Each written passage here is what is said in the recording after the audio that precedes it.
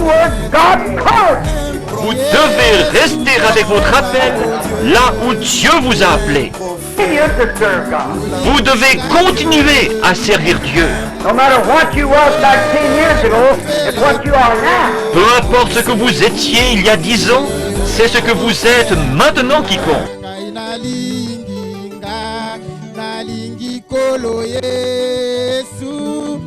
Alléluia na Yesu.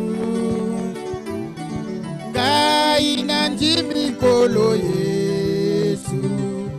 Oh alléluia na Yesu. Oyemba alléluia. Nalingi kolo Yesu. Alléluia na Yesu. Ngai nanjimi kolo Yesu. Oh alléluia na Yesu. Yesu yo malamu mi. Oh pesa kinga bomo. Kozala pena seko.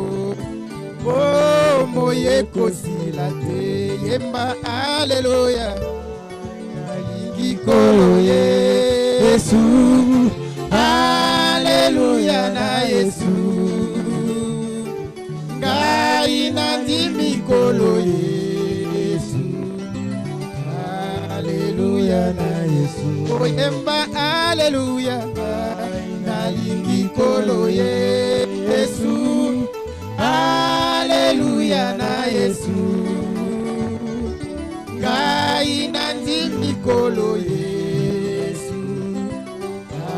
Alléluia na Yesu.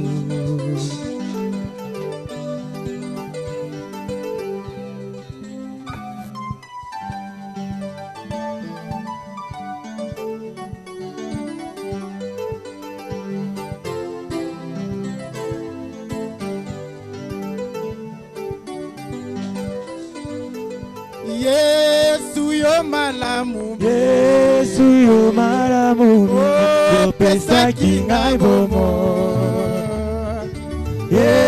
Kozala pena seko. Oh moye kosila te. Emba alléluia. Nalingi kolo Yesu. Alléluia na Yesu. Ngai nandimi kolo Yesu. Alléluia na Yesu. Oyemba alléluia. Nalingi kolo Yesu. Alléluia na Yesu. Ngai nandimi kolo Yesu. Alléluia na Yesu.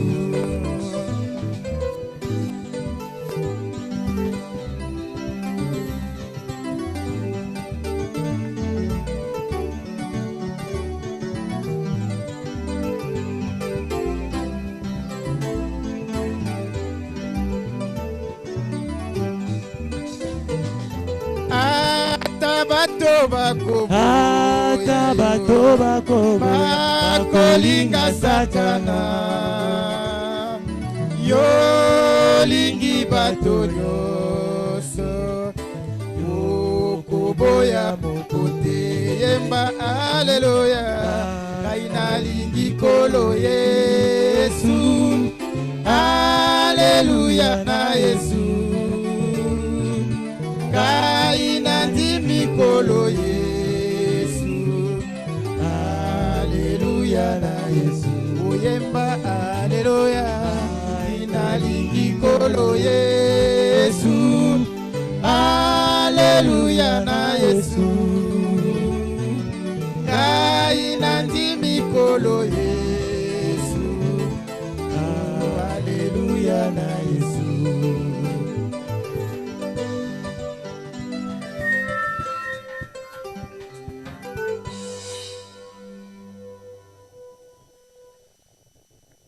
Je vous salue tous cet après-midi au nom de Jésus-Christ. Na pesi bino baso mbote na sima na zanga eye na kombo na nkolo Yesu Kristo.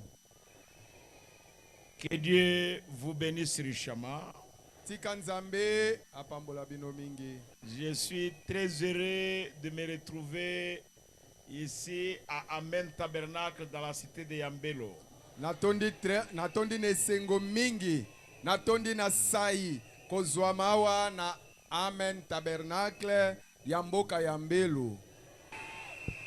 Nous allons lire une écriture ici dans Ésaïe 14. Tokotanga likomi moko awa na Isaya zomi na minei. Nous allons lire dans Ésaïe 14, verset 9 jusqu'à 11. Tokotanga kati na Isaya zomi na minei. Tokobanda kotanga na libwa, tokosuka na zomi na moko. Je voudrais que vous puissiez prêter attention à la lecture de la parole. Nalingi mutu na mutu asembola litoi na ye na litangi ya liloba. Ok.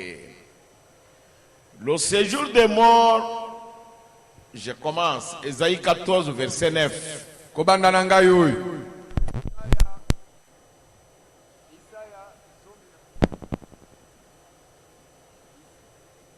Ok. Le séjour des morts se meut. Isaya zomi na minei nazobanda na libwa kobanda na ngai oyo. Ewelo ezali koningana. Ok. Pour t'accueillir à ton arrivée. Po nakoyamba yo na bokomi na yo. Il réveille devant toi les ombres de tous les grands de la terre. Ezola musaliboso na yo bililingi ya batu minene banso ya mokili oyo. Il fait lever de leur trône tous les rois des nations. Ezotelemisa na ngbende na bango mikonzi nyoso ya mabota ya mokili. Tous prennent la parole pour te dire.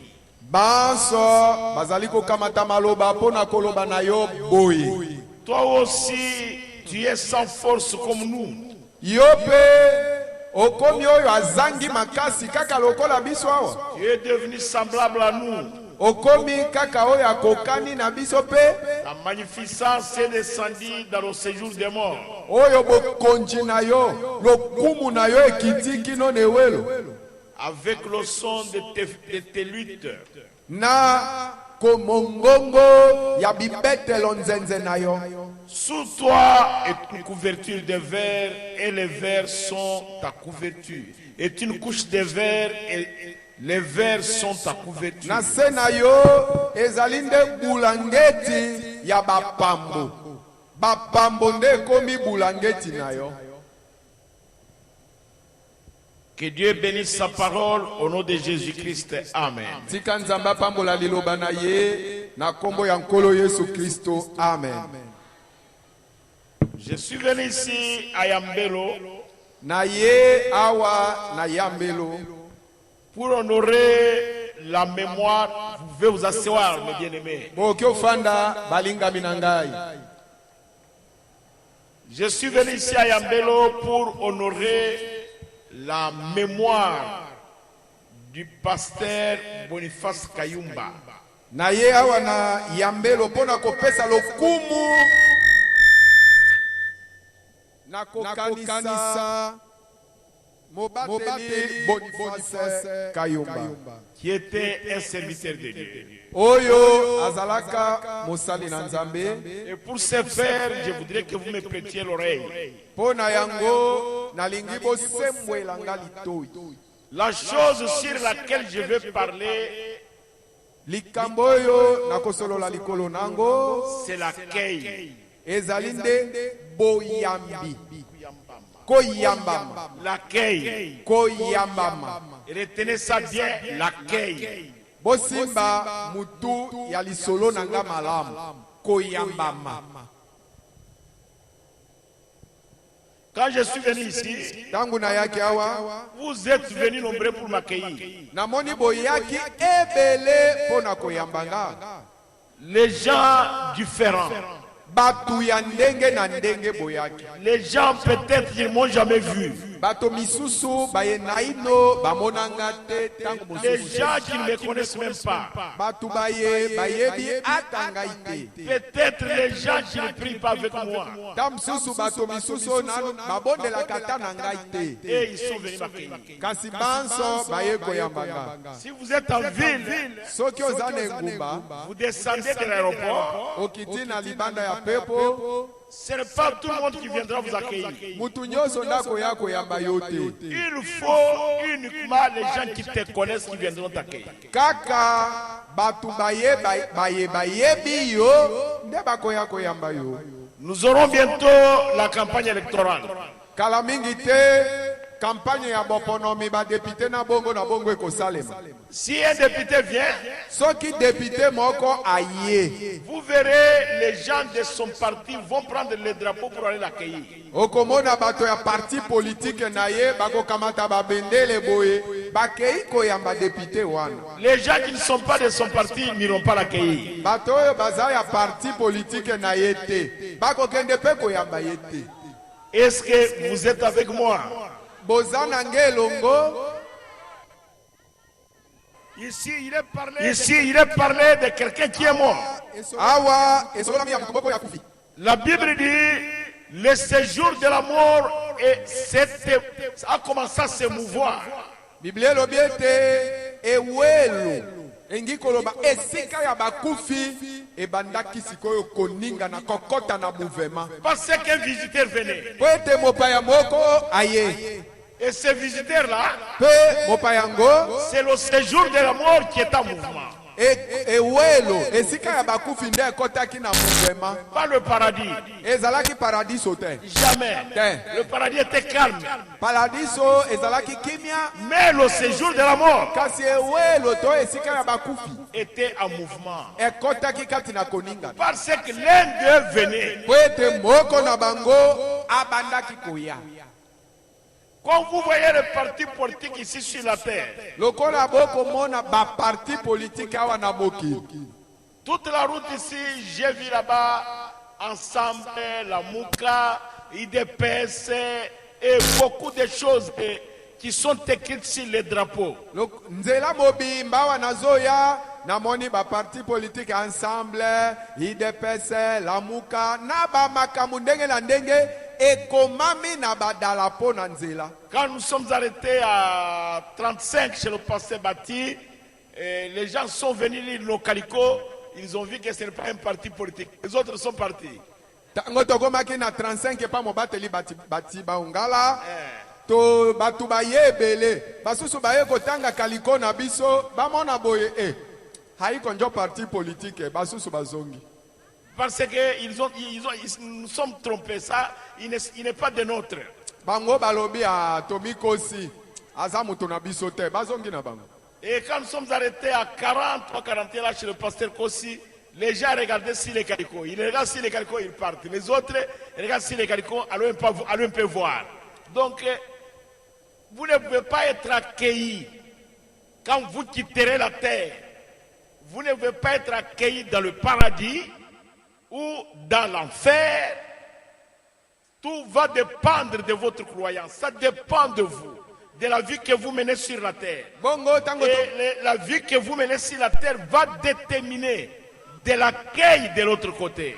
bongo tango C'est tokomi de na cela que je parle maintenant. 40 toye wana epa paster nkosi bato misusu baye batali boye batanga biloko tokomi basusu bazongi basusu balobi tokende nano komona engi koloba tango yo okotika mokili oyo okokende to na paradiso to na lifelo na esika na bakufi okoki koyambama te kokesana na ndenge oyo yo ondimelaki bondimi na yo sikoyo nde kolakisa ndenge yo koyambama na ngambo moko to mosusu Là, on va vous accueillir selon la vie que vous menez ici. kuna bakoyamba yo engebene bomo yoyo yozobikela awa Vous ne verrez aucun politicien ici avec les drapeaux.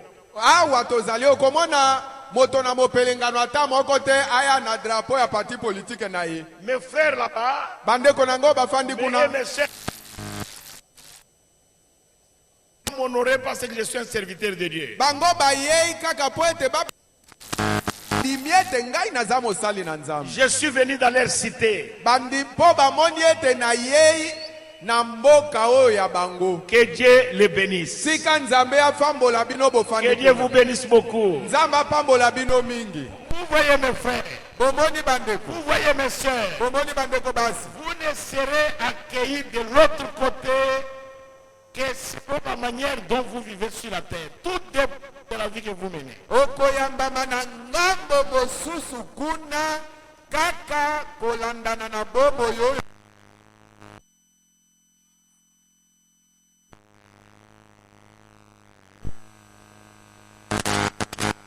Nouveau Testament. Sikoyo nalingina tanga kati na kondimana na sika. Je vais lire dans Luc 16. Nalingina tanga kati na Luka zomi na motoba. Je vais lire au verset 9. Verset ya zomi na libwa. Et jusqu'au verset Verset ya zomi na Kino, libwa. verset ya tukumi satu na moko. Kino, verset ya tukumi satu na moko. Nazo solo na likolo na koyambama. Où est-ce que tu seras accueilli? Yo, okoyambama wapi? Cette question-là doit demeurer dans ton cœur. Mutuna wana esengeli ewumela na motema na yo. Tu peux manger, Okoki kolia tu biloko peux lelo. t'habiller, Okoki olata tu bilamba peux lelo. construire une maison, Okoki otonga tala ndako tu monene. peux te marier, Okoki obala. tu peux faire tout ce que tu veux. Okoki osala. Et vous devez vous demander Kasi esengeli où omituna. est-ce que vous serez accueillis. Okoyamba makasi.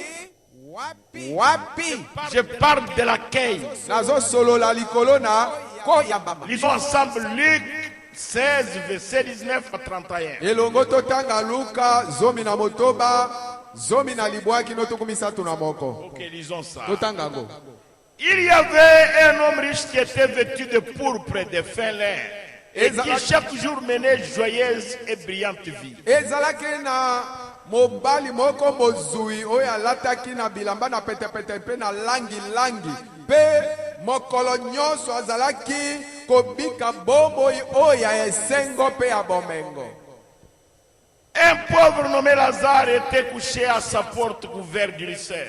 Mobola moko kombo na ye Lazaro alalaki na ekuke ya mozui wana nzoto mobimba bapotapota. Et désirait se rassasier des miettes qui tombaient de la table du riche. Pe abandaki koluka kosepela ta atondisama na bapumbulu oyo babiloko mike ezokweya na mesa ya mozwi. Et même les chiens venaient encore lécher ses ulcères. Bambwa lisusu yazolia bapumbulu bambwa ezoya kolambola bapota na ye. Le pauvre mourut. Mobola akufaki. Il fut porté par les anges dans le sein d'Abraham. Amemamaki na baanjelu na tolo ya Abalayamu. Le riche mourut aussi. Mozui akufaki pe. Et il fut enseveli. Pe akundamaki.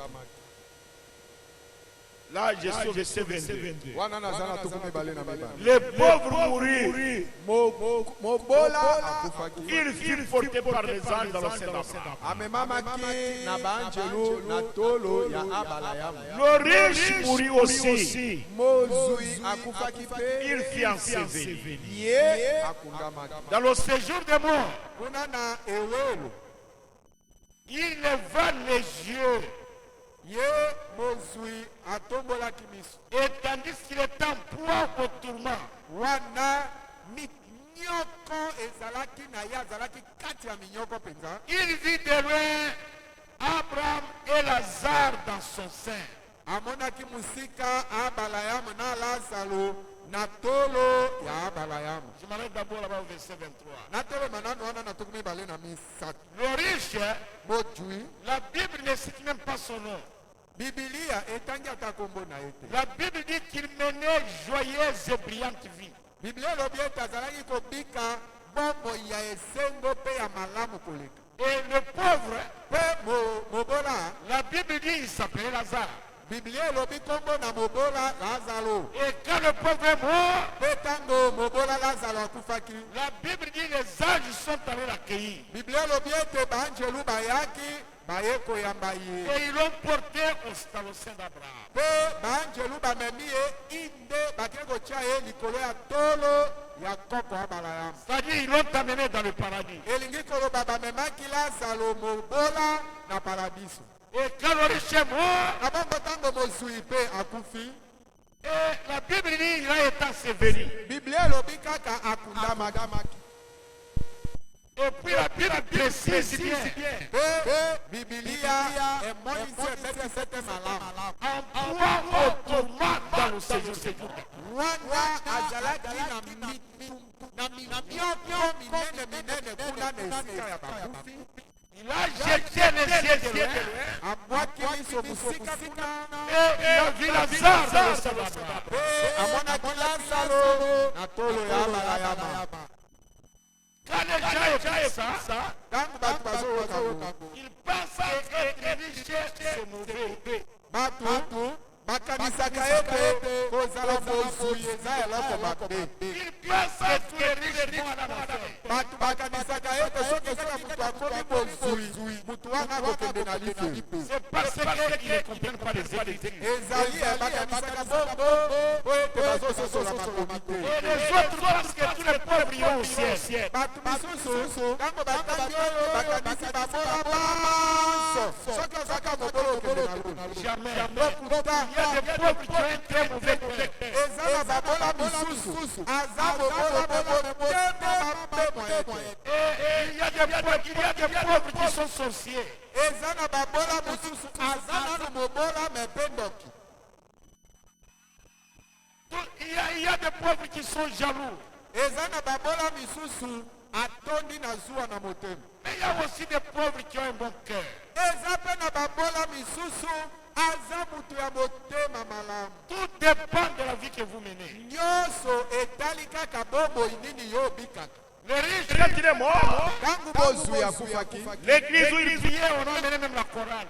oyo lingo babandaki kosambela bamemi ata korale. Et la chorale est venue en uniforme. korale balati uniforme nyonso. Et on a chanté. korale bayembi Et leur pasteur a prêché. mobateli na bango atei Et c'était un beau monsieur. alobi ete mbutamuta oyo akufi azalaki motu malamu. D'ailleurs, c'est lui qui a construit notre église. dayere ye nde atongela biso lingombo oyo. Mais même s'il construit l'église, me ata atongi lingombo quelle vie il mène? azobika bomoi nini kasi. Construire l'église ne vous amène pas au ciel. kotonga lingomba yango ememona lola te. Mais pouvoir en Jésus-Christ, kasi kondimela yesu kristu vivre la vie de Christ, kobika bomoi ya kristu c'est ce qui vous amènera au ciel. yango nde komema yo na lola. Avoir l'argent est pas mauvais. kozala na mbongo mabe eza wapi.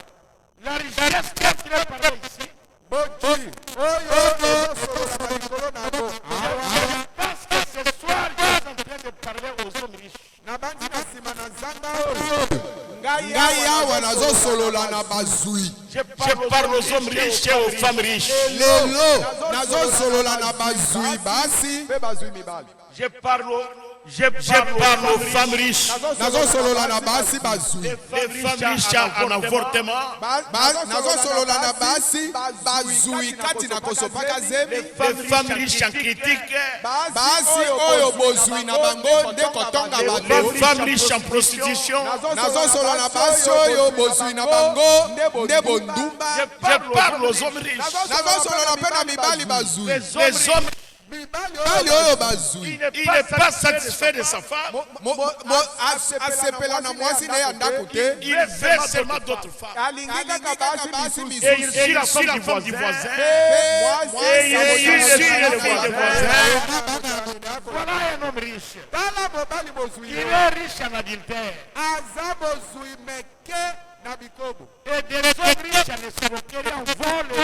nazosolola mpe na mibali oyo baza bazwi na koyibaka basusu na mayele mabe balikolo na biloko nyonso. Et il y a, je parle aux gens riches dans la haine. nazosolola na bato oyo baza bazwi mingi na koyina bamosusu. Vous devez vous poser la question, de quoi êtes-vous riche? sikoyo yo lelo esengeli omikuna ozalaka mozwi na likambo nini. Votre vie va déterminer l'endroit où vous irez, où vous serez accueilli. bomoi na yo eza kobika nde ekolakisa okoyambamaka na ngambo nini. Peut-être vous êtes riche en orgueil. Ta mosusu bozwi na yo ozalaka nde lolembo. Je ne sais pas de quoi vous êtes riche. Nayebi te oza bozwi ya eloko nini. Tout ce que je sais Oyo nga nayebi est que l'homme riche ete bozwi s'est retrouvé en proie au tourment. amizwamaki kati na monyoko monene. Et quand il a levé les yeux, Ntango atombolaki misu na il a ye vu Lazare dans la chair d'Abraham. amoni Lazaro na tolo ya abalayama. Je parle de l'accueil. nazosolola likolo na koyambama. Verset 23. tuku mibale na mine Il s'écria, atanga Tata, au péché de moi, envoie Lazare pour qu'il rampe le bout de son doigt dans l'eau asimbisa soka ya musapise na mai et me rafraîchisse la langue. mpe asimbisa ngai lolo Car je souffre cruellement dans cette femme. ete kati na ndembo ya moto oyo nazonyokwa makasi. Vous voyez la terre des hommes riches, hein? omoni lolenge ya bazwi Même là en enfer, ata kuna na lifelo il est toujours orgueilleux. aza kaka mutu na lolembo na Il dit lifelo que Lazare sera son domestique là-bas. akanisi kuna na lifelo na ngambo mosusu te lazala kozala motu ya mosala Non, la situation changera. te na ngambo kuna makambo ekobongwana. Aujourd'hui, vous devez être prudent. lelo kebaba On envoie Lazare. tinda lazaro Lazare est un domestique. lazaro nde mwana mosala na yo. Verset 25.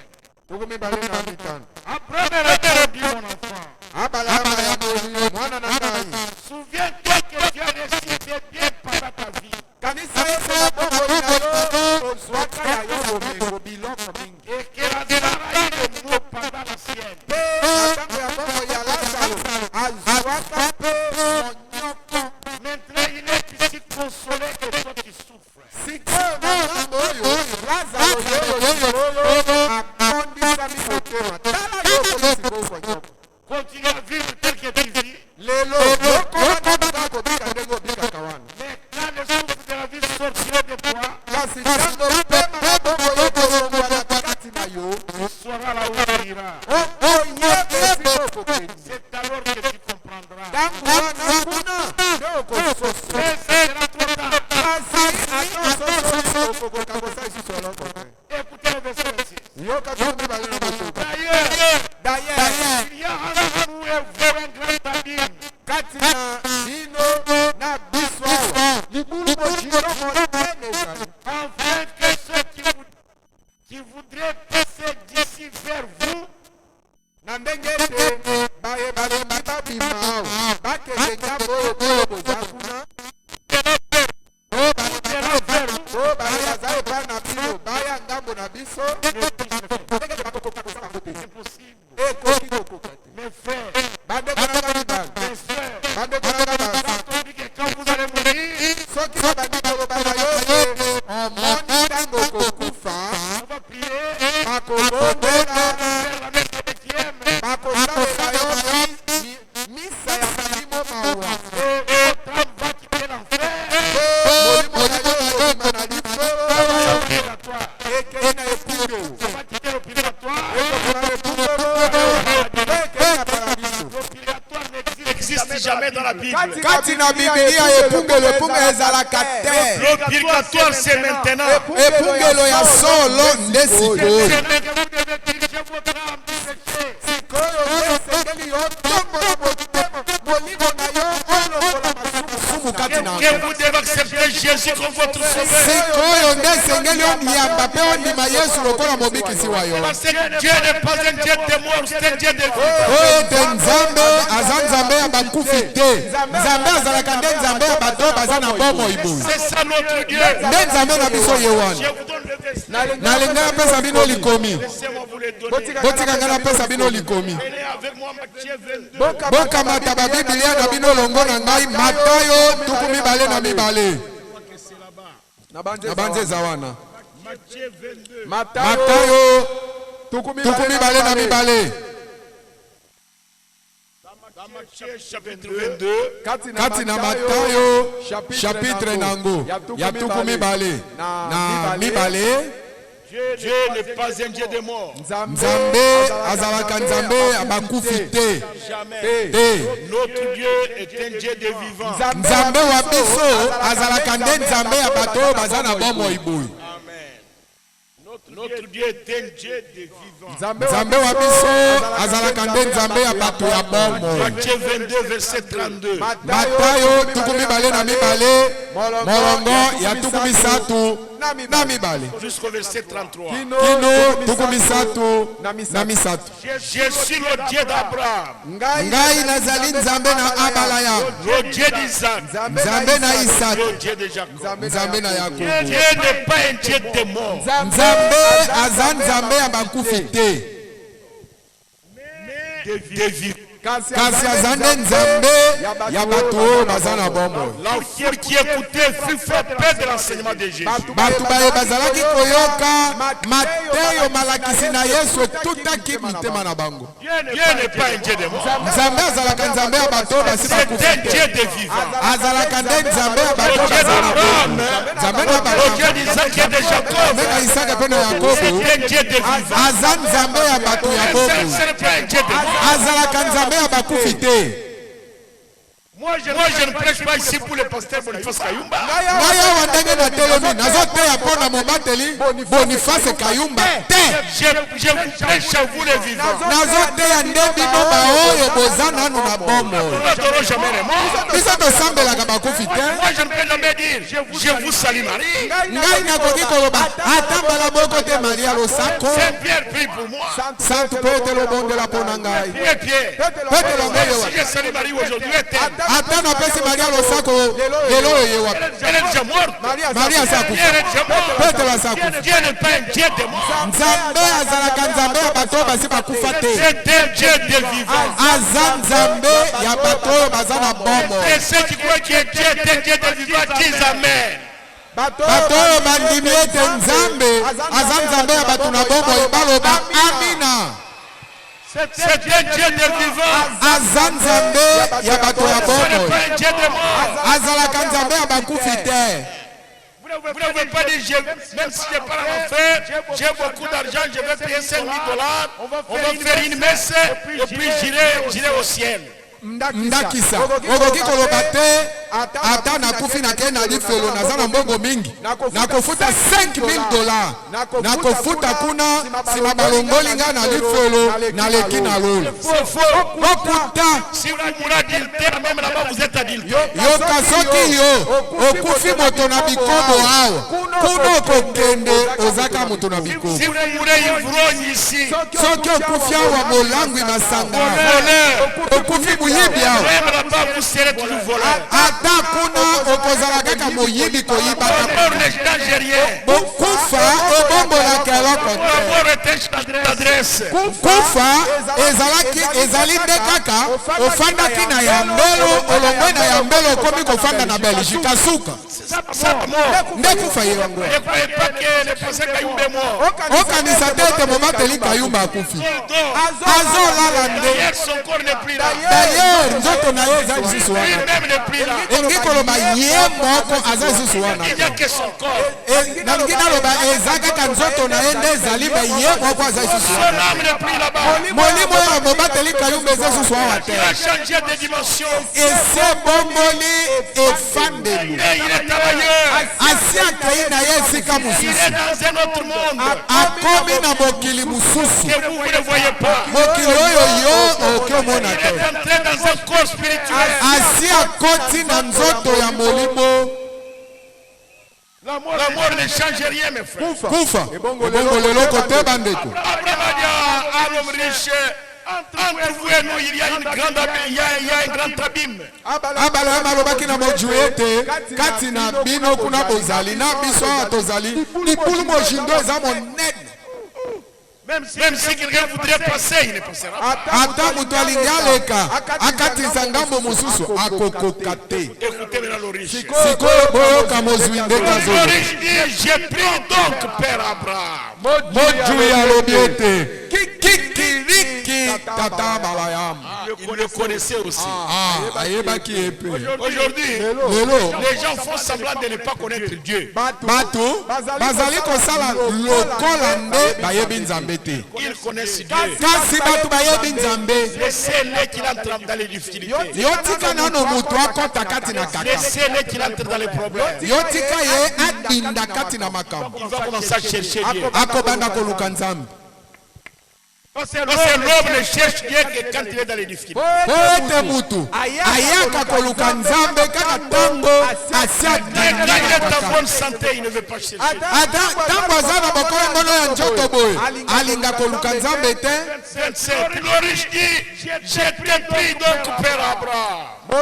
Tuku mibale na sambo moju ya lobi ete nabondeli yo kikiliki tata balayamba Envoyez Lazare dans la maison de mon père. otinda lazaro na ndako ya tata na Car ngai j'ai 5 frères. po ete kuna na mokili nazali na bandeko mibali mitano. C'est pour qu'il leur atteste ces choses. Otinda lazaro po ete akende atatwela bango makambo oyo ete eza solo Afin qu'ils ne viennent pas aussi dans série de tourments. natina ete bandeko na ngai mibali mitano oyo natiki na mokili baya te na esika ya pasi lokola ngai. Abraham répondit. balayamba ya noni C'est Moïse kuna na mokili baza na mose et les prophètes na basakoli qui les écoutent. bayoka bango. Et il dit non, Père Abraham. mozwi alobi te tata balayamba Mais si quelqu'un de mort va vers eux, soki mutu moko abimi na bakufi akei epa bandeko na ngai kuna na mokili ils se repentiront. wana bandeko na ngai bakobongola moto Et Abraham lui dit,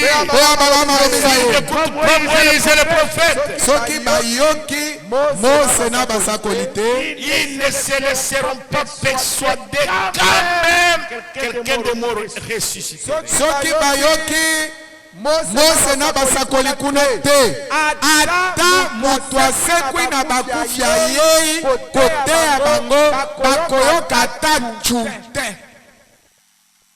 Même là-bas, ata kuna dans les tourments, dans l'enfer, kuna na lifelo na esika ya bapasi ils discutent même avec le Père Abraham. mozwi azotia na tembe na papa balayamba Maintenant, kasi il a le désir d'être évangéliste. tala sikoyo mozwi kuna na lifelo akomi na posa akoma mopalangamisa sango kasi Quand cela lui a été présenté, na ntango likambo eyebisamelaki awa na mokili il devait rejeter ça. aboyaka Mais maintenant, kasi sikoyo il est devenu évangéliste là-bas. alingi akoma mopalanganisi ya sango malamu kuna na Père lifelo Abraham lui dit, tata balayamba alobi na ye ils ont là-bas Moïse, kuna na mokili baza na ils mose ont des prophètes, kuna baza na ils basakoli les écoutent.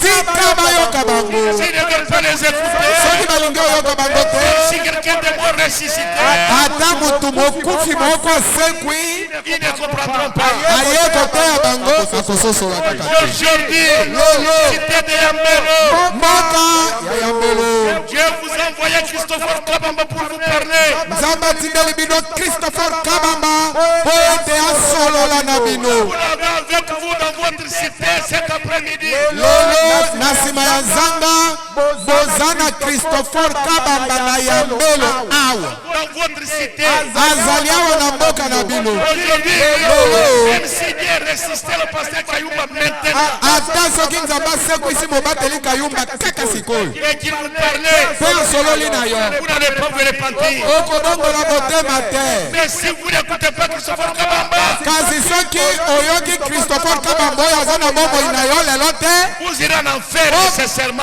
okokende olinga te na lifelo Parce que Dieu po ete nzambe n'est pas un Dieu de mort, azalaka nzambe ya bato oyo basi bakufa te mais c'est un Dieu de vivant. aza nde nzambe ya bato na bomoi Je suis venu ici na ye awa rendre hommage au serviteur de Dieu qui est parti, napesa lokumu na mosali na nzambe oyo akei à rendre hommage à son départ. napesa lokumu na mobembo na ye. Et vous témoignez, vous aussi habitants de Yambelo. Pe na tango yango na tatola bino bafandi ya Yambelo. Et Amen Tabernacle. Pe babino bato ya Amen Tabernacle. Vous devez aujourd'hui vous poser la question.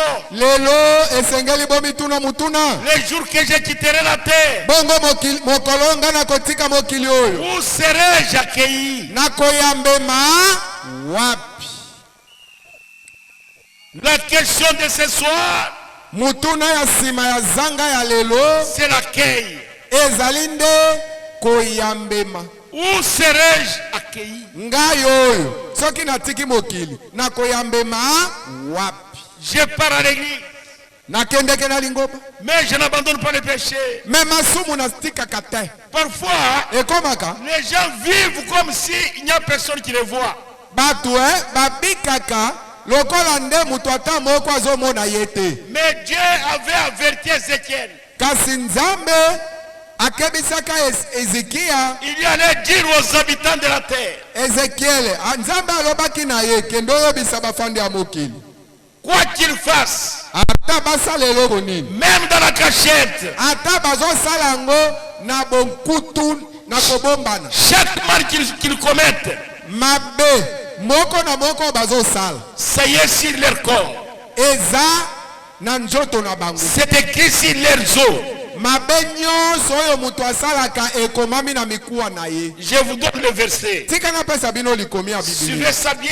Landa yango bien. Je ne sais pas si vous êtes avec moi. Nayebi te soki boza elongo na nga. Ok, lisons ensemble. Totanga elongo. Je vais lire ici dans le livre d'Ézéchiel. Nalingi natanga na buku ya Ezekiel.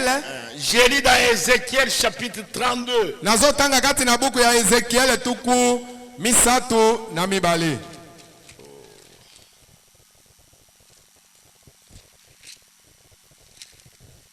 Je vais lire ici dans Ézéchiel chapitre 32. Nalingi natanga kati na mukanda na Ezekiel tuku misato na mibale.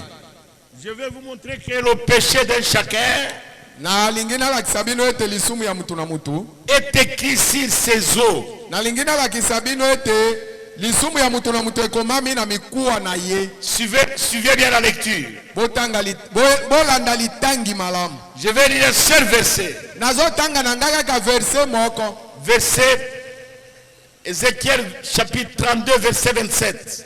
Ezekiel tuku misatu na mibale tuku mibale na sambo. Suivez ça. Bolanda yango. Ils ne sont pas couchés avec les héros. Balali elongo na bilombe te. Ceux qui sont tombés d'entre les incirconcis. Baye bakufaki kati na bisute.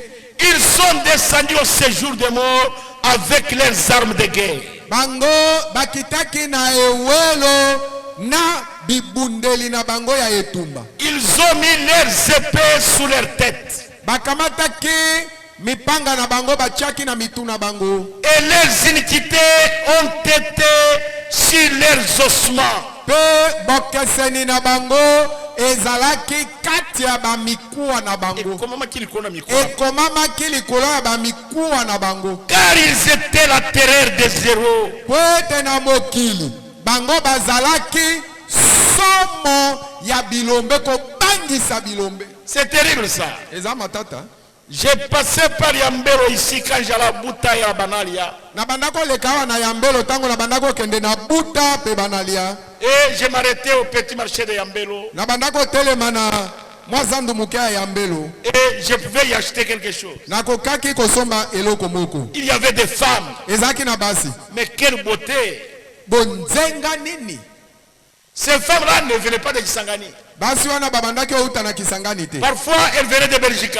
Tam susu bako outa na Belgique. Même des étudiantes venaient dans ces marchés. Ata bayeko li babandako ya na zandu moko. Les autres qui étaient là-bas, Belgique là-bas. Basusu babandako bima na Belgique kuna. C'était terrible, mes frères. Ezalaki matata ba. Ces femmes-là Basi wana faisaient trembler les hommes. bazalaki nde koningisa mibali. Mais aujourd'hui, Kasi lelo elles ne sont plus. baza isusu te. Il y avait des hommes terribles. ezalaka na mibali somo Quand ils savaient que c'est le marché de Yambelo, soki bayebi ete lelo ezali mokolo ya zando ya yambelo ils quittaient Kisangani avec leur voiture comme s'ils venaient acheter des histoires à Yambelo. bazobima na Kisangani na mituka na bango lokola baye kosomba biloko na Or, ya ils venaient chercher des femmes prostituées. nzoka babandaki oya koluka kaka basi ndumba Et ils trompaient leurs femmes. babandaki okosa basi na bango Mais la Bible dit, Dieu dit à Ézéchiel, nzoka nde nzambe alobi na Ezekiel ils ne sont pas couchés avec les zéros. balali elongo na bilombe te Jamais. Ceux qui sont tombés parmi les pécheurs, baye bakwei bakufi kati na basumuki ils ne sont pas, ils ne vont pas dormir avec les zéros. bakokende te na bango na bingambe kati na nkolo balala elongo Avec leur argent, na mbongo na bango avec leur beauté, na bonzenga ya elongi na bango ils sont allés avec ça dans l'enfer. bakei na yango indeti na lifelo Ils sont couchés avec leurs armes. balali na bibundeli na bango Votre argent, mbongo ya yo votre beauté, bonzenga ya elongi si na ça ne yo peut pas rendre hommage à Dieu, soki yango ekoki nde kopesa lokumu na nzambe te mais c'est une malédiction. mbongo na yo bonzenga na yo wana ekomeli yo bilakeli mabe Tu peux séduire une femme d'autrui yo lelo okoki kojimbisa mwasi ya bato et personne ne te voit. moto amoni mpe yo te Mais kasi tes péchés, lisumu wana tu fais terreur parmi les jeunes filles. kati na bilenge basi soki yo nyati makolo na yo mwasi nyonso akondingana Parmi les jeunes garçons, kati na bilenge mibali soki yo nyati makolo elenge mobali nyonso moteme tu fais terreur. oza nde kobangisa Tu es encore trop jeune. oza nano elenge moke Tu as déjà avorté plus de 10 fois. mais si osopazemi ata koleka mbala zomi Tu as tué beaucoup de gens. obomi bato ebele Et quand on voit un vieillard, on dit c'est un sorcier. soki bamoni ndoki koko moko boye mobange abi tala ndoki oyo Or, il y a un sorcier qui tue les enfants chaque jour. nzoka nde ndoki moko ya mwasi azali azoboma bana mikolo nyonso ndoki Même si les gens ne voient pas, ata ozoboma bato bazomona yo te quand vous volez, ntango oyibaka on écrit là-bas. bakomi wana na mokuwa na yo Quand vous commettez adultère, osali ekobo on écrit là-bas. bakomi na mokuwa na Quand yo vous trompez, okosi mutu on écrit là-bas. bakomi na mokuwa na yo Quand vous mosusu critiquez, oki otonga bato partout là-bas, bisika nyonso il y a wana des péchés écrits. eza na masumu na yo ekomami na mikuwa na yo Vos propres péchés, masumu oyo ya yo kaka moko c'est écrit sur vos os. ekomami na mikuwa na yo Il n'y a rien qui peut les enlever. eloko ya kolongola yango ata moko eza te Il n'y a rien, ma sœur. eloko eza te Il n'y a ndeko rien, mwasi. mon frère, eloko eza te qui ndeko peut moko enlever ces péchés-là. oyo ekoki olongola lisumu wana Il n'y a qu'une chose qui peut enlever ces eloko péchés-là. bobele moko oyo ekoki olongola lisumu wana C'est le sang du Seigneur Jésus. yango makila ya nkolo yesu Aujourd'hui, ce soir, bongo lelo na si vous nsima na croyez en nzambe oyo, Jésus-Christ, soki yo ondimeli kaka yesu le kristu sang de Jésus makila ya yesu va effacer tout ça. ekozimisa masumu nyonso ekomamaki na Ça mikuwa va effacer ça. ekozimisa nyonso Et aux yeux de Dieu, e na miso ya nzambe Dieu vous regardera comme si vous n'avez jamais commis de péché. nzambe akotala yo lokola mutu naino asala ata lisumu te Sinon, soki bongo te déterminez l'endroit où vous serez accueillis. okolakisa polele epai wapi bakoyamba yo C'est la question de ce soir. yango nde mutuna ya nsima na zango Où seriez-vous accueillis? yo okoyambamela wapi À moins que vous receviez Jésus-Christ comme votre sauveur. bobele yo yamba nkolo yesu kristu lokola mobikisi ya molimo na yo moko Parce que c'est lui qui est la vie éternelle. mpo nkolo yesu nde bomoi ya seko Il n'y a que lui. bobele ye Et c'est lui le chemin. nkolo yesu nde nzela C'est lui le chemin qui mène au ciel. ye nde nzela ememaka na loyo Et c'est lui la vie éternelle. nkolo yesu nde bomoi na seko Alléluia. haleluya Combien croient que Jésus est la vie éternelle? tuboni bandimi ete yesu azali bomoi na seko Moi, je crois que Jésus est la vie ngai éternelle. nandimi ete nkolo yesu aza bomoi na seko Tous ceux qui croient que Jésus est la vie éternelle se mettent debout et disent gloire à Dieu. tika bato nyonso oyo bandimi ete yesu azali bomoi na seko batelema likolo baloba nkembo na nzambe Alléluia. Jésus-Christ, Yesu Kristo c'est lui la vie éternelle. yende bomoi na seko. À moins que vous croyez en lui, Bobele yo ondimela ye. c'est alors que vous aurez la vie éternelle. Soki ondimeli ye nde okozwa bomoi na seko. Écoutez ce qu'il dit dans Jean 17. Boyoka oyo alobi kati na mokanda ya Yohani 17. Mes frères, Bandeko nanga. comment vous aurez la vie éternelle sans Jésus? Ndenge nini yoza na Yesu te me okozwa bomoi na seko ndenge nini? Écoutez Jésus. Boyoka Yesu. Jean 17, Yohani 17. verset 1 à 3. Je m'arrête là-bas. Moko kino misatu nde na kotelemela. Ok, écoutez Jean 17. Boyoka Yohani 17. Après avoir ainsi parlé, Jésus leva les yeux au ciel et dit, Sima na ye kosolola boye Yesu. Atombolaki miso na lola, anetolaki miso na lola pe alobi. Père, l'heure est venue, glorifie ton fils afin que ton fils te glorifie. Tata, tango yango oyo. Kumisa mwana na yo, natina ete mwana na yo akumisa yo. Selon que tu lui as donné le pouvoir sur toute chair. Nde koko kanana ndengo pesi ye bokonji. Likolo na nzoto nyos. Afin qu'il accorde la vie éternelle à tout ce que tu lui as donné. Natina ete mwana na yo apesa bobo inaseko epai na baye banso yo pesa ye. Or la vie éternelle, Nzokande bobo inaseko. c'est qu'il te connaisse toi le seul vrai Dieu. Ezali ete bayeba yo yonde nzambe moko ya solo. Et celui qui t'a envoyé, Pe ye oyo yo otindaki. Jésus-Christ. Yesu Kristo. Maintenant, Sikoyo. nous voulons connaître le vrai Dieu. Tolingi toyeba nani nde nzambe ya solo. La vie éternelle, Bobo ya seko. et qu'il te connaisse toi le seul vrai Dieu. Ezali ete ba ezande ete bayeba yo. Bobele nzambe moko ya solo. Et celui qui t'a envoyé, Pe oyo yo otindaki ye. Jésus-Christ. Yesu Kristo. Maintenant, suivons les Écritures Sikoyo tolanda makomi. pour connaître le vrai Dieu. Bongo tokososola nani nde nzambe ya solo. Nous allons lire dans 1er Jean, premier épître de Jean, chapitre 5. Tokotanga na moko Yohani chapitre ya mitano. Moko Yohani. Laissez-moi lire ça. Botikanga natanga yango. Nous allons lire le verset 18. Tokobanda na verset ya 18. Et nous allons nous arrêter au verset 21.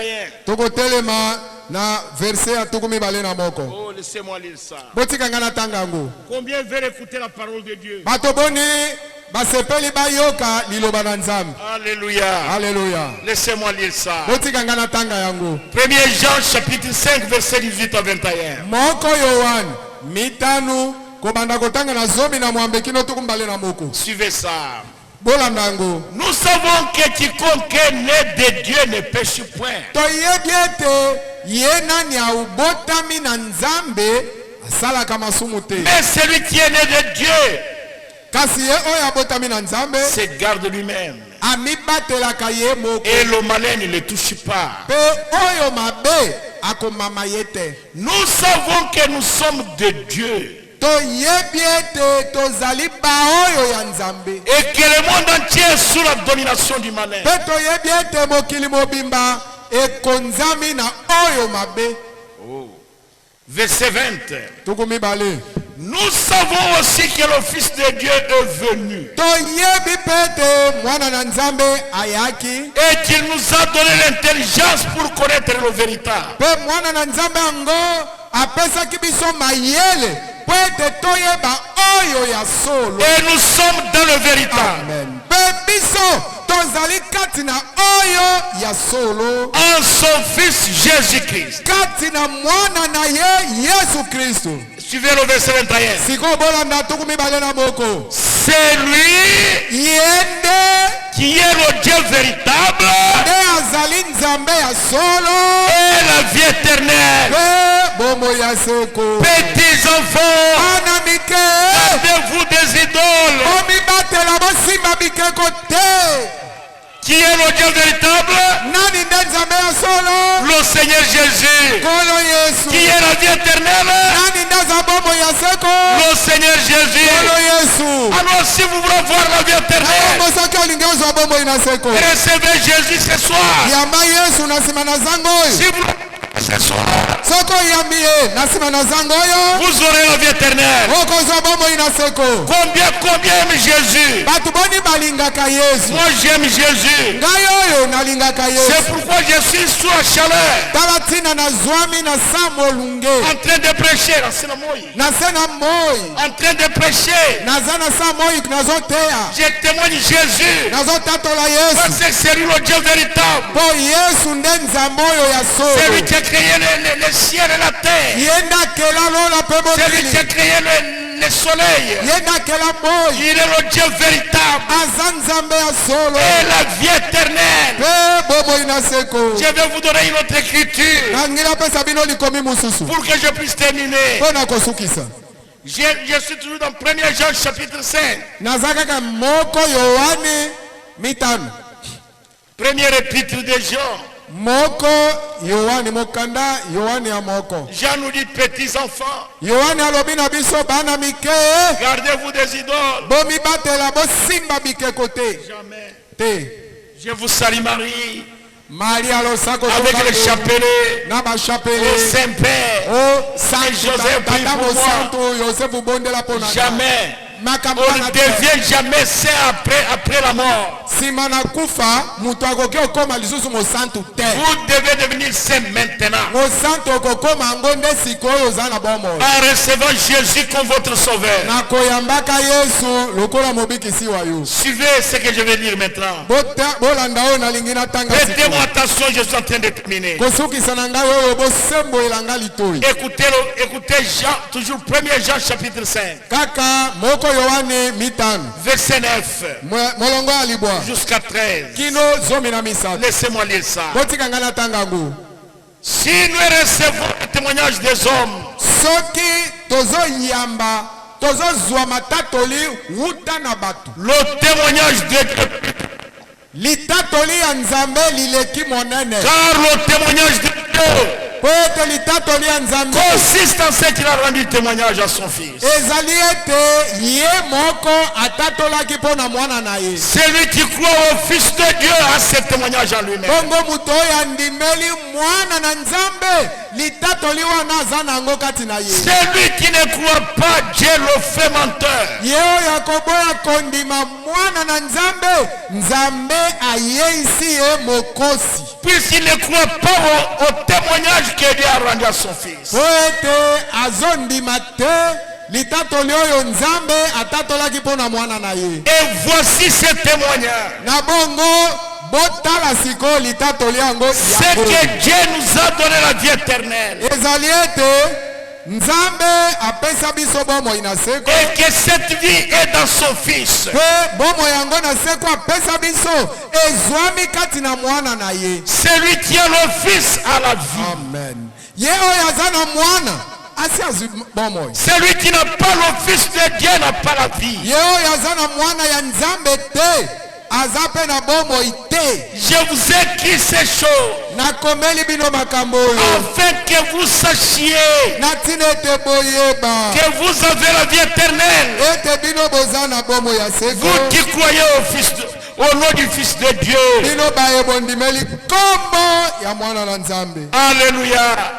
Les hommes peuvent rendre leur témoignage. bato bakoki otatola matatoli na bango Le prophète peut donner son témoignage. mobateli kaba bakoki opesa oyo aye mpe litatoli Mais le témoignage de Dieu me litatoli ya nzambe est plus grand. yango nde eleki monene Le témoignage de Dieu litatoli ya nzambe consiste en ce qu'il a rendu témoignage à son fils. ezali ete ye moko nzambe atatoli mpo na mwana na ye Et voici ce témoignage. bongo talani litatoli yango Et celui qui croit au Fils de Dieu mpe ye oyo andimi mwana na nzambe a ce témoignage en lui-même. aza na litatoli yango kati na ye Et celui qui ne croit pas, ye oyo aboyi kondima Dieu le fait menteur. nzambe ayeisi ye mokosi Mutuna lukuta. mutu na lokuta Dieu fait de lui un menteur. nzambe akoyeisa ye mutu na lokuta Même s'il n'a jamais menti. ata nanu ye akosa te. Mais comme il rejette Jésus, Kasi lokola kaka ye abwaki aboyi il Yesu. ne veut pas croire en Jésus-Christ. Lokola aboyi kondimela nkolo Yesu Kristo. Aux yeux de Dieu, Na miso ya Nzambe c'est un menteur. aza mokosi. Le témoignage de Dieu Litatoli ya Nzambe est que celui qui a le Fils, ezali ete oyo aza na mwana c'est-à-dire celui qui a le Fils de Dieu en lui, elingi koloba oyo aza na mwana na Nzambe kati na celui motema qui a na ye. Jésus-Christ en lui, Elingi koloba oyo aza na Yesu Kristo na motema na ye a la vie éternelle. aza na bomo ya seko. Celui qui n'a pas le Fils, Oyo azangi mwana il n'a pas la vie éternelle. aza na bomo ya seko te. C'est tout. Suka wana Vous pouvez déjà savoir. okoki koyeba yo moko. C'est la deuxième chose. Yango nde eloko ya mibale.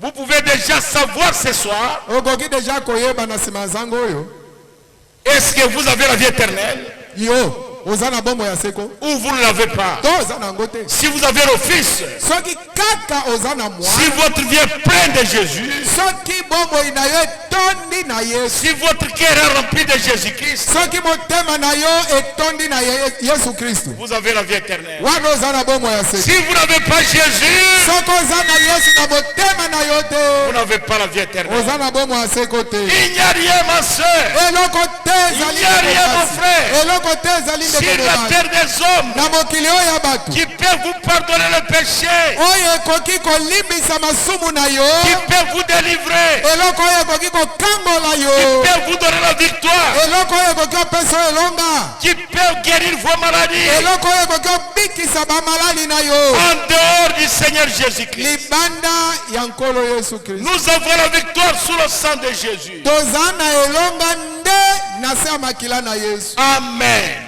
Amen. C'est l'accueil. Eza nde koyambama Comme le corps du pasteur Boniface Kayumba dort là-bas, lokola nzoto ya mobateli Boniface Kayumba elali wana il est accueilli quelque part. ayambami esika moko boye Que vous et moi, nous ne voyons pas. oyo yo na nga tomona te. Et quand toi tu quitteras la terre, Pe yo ntango okotika mokili oyo tu seras aussi accueilli quelque part. okoyambama mpe esika moko boye. Il peut être votre oncle, Akoki ozala noko na yo, votre père, akoki ozala tata na yo, votre neveu. akoki ozala Il peut koko na même yo, être votre fils. akoki ozala ata mwana Il oyo peut boye. même être votre mari. Akoki mobateli Kayumba akoki ozala ata mobali na yo awa na mokili. Est-ce que quand vous quitterez la terre, Kasi ntango okotika mokili oyo est-ce que vous serez accueilli là où il est? yo okoyambama na esika azali. Voilà la question de ce soir. Motuna ya nsima na zanga oyo yango Tu peux dire que je l'aimais beaucoup. okoki koloba nga na banda kolinga ye mingi C'est bien. eza bien, Mais est-ce que tu seras accueilli là-bas? kasi yo esika azali okoyambema kuna pe. Voilà mon message de cet après-midi. Tala sango na ngai ya nsima na zanga oyo. Que Dieu vous bénisse. Samba pambola bino, Que Dieu vous bénisse. samba pambola bino, Moi j'ai terminé. nasilisi yo, Que Dieu vous bénisse. samba pambola bino. Combien ont écouté la parole de Dieu? Bato boni bayoki liloba ya Qu'est-ce Nzambe, qui ont écouté la parole de Dieu? Lève la main. bayoki liloba ya Nzambe batombola nano maboko na mono. Amen. Amen. Applaudissez le Seigneur Jésus. Bobetela nkolo Yesu maboko, Applaudissez très fort. bobetele maboko makasi. Alléluia.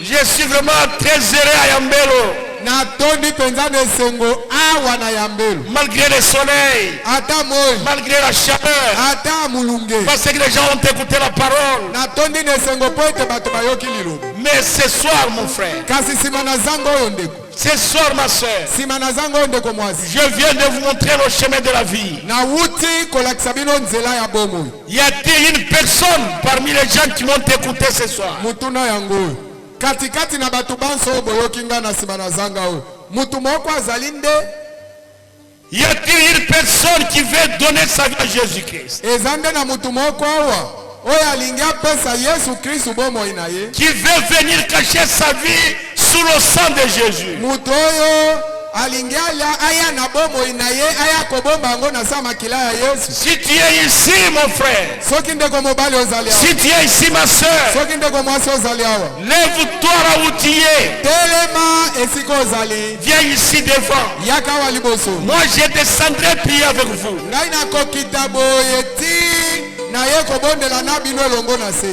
Je vous attends.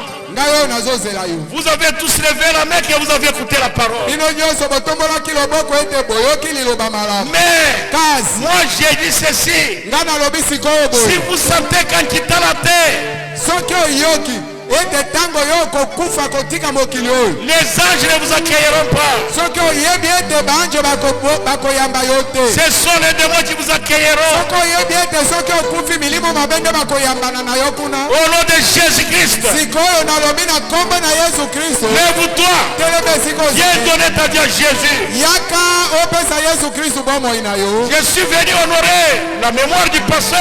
Na ye kopesa lokumu na kokanisa pasteur. Mais je suis venu aussi Pe kasi na yaki pe. afin que ceux qui ont sauf et fait de la vie éternelle puissent la recevoir. Na yaki pe po ete bato baza na nzala pe posa ya bomoi na seko bayamba bazwa bomoi na seko. S'il y a une personne ce soir Mutu na yango oyo nsima na zango oyo soki mutu moko azali qui a fait sauf de la vie éternelle, oyo azali na nzala pe posa ya bomoi na seko, il veut recevoir Jésus comme son sauveur. mutu oyo alingi ayamba Yesu lokola bobikisi na ye mpe. Ma soeur, Ndeko mwasi, mon frère, ndeko mobali, il n'y a rien qui peut effacer vos péchés. eloko ata moko ekoki kozimisa masumu na yo. Et rien ne peut vous pardonner le péché eloko ata moko ekoki olimbisa mpe yo masumu te. en dehors du sang de Jésus-Christ. libanda na makila ya Yesu Kristo. Et ce soir, mpe na nsima na je zango oyo vous appelle sous le sang. ngai oyo nabyangi bino boya na se ya makila. Je vous appelle. nazobyanga bino. C'est Jésus est ici. Yesu azali awa. Le Seigneur Jésus qui m'accompagnait, ye nkolo Yesu oyo atambolaki elongo na nga. il veut vous donner la vie éternelle. alingi apesa yo lelo bomoi na seko. Au nom de Jésus-Christ, na nkombo ya Yesu Kristo. sortez là où vous êtes. bino esika ozali. Venez ici devant. yaka wa liboso. Moi, je descendrai prier avec vous. nde ngai nakokita na kobondela na yo elongo.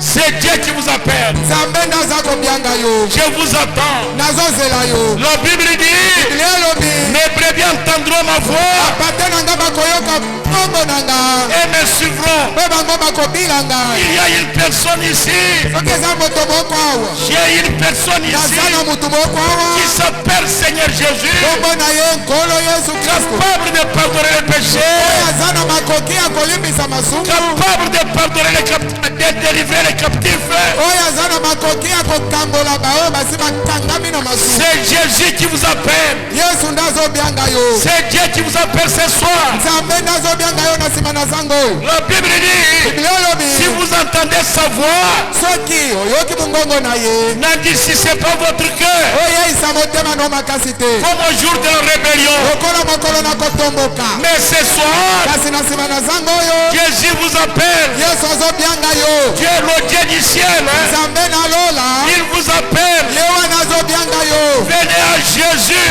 oya epai na Yesu. C'est Dieu qui vous appelle. Yesu nde azali kobyanga yo. Pas moi.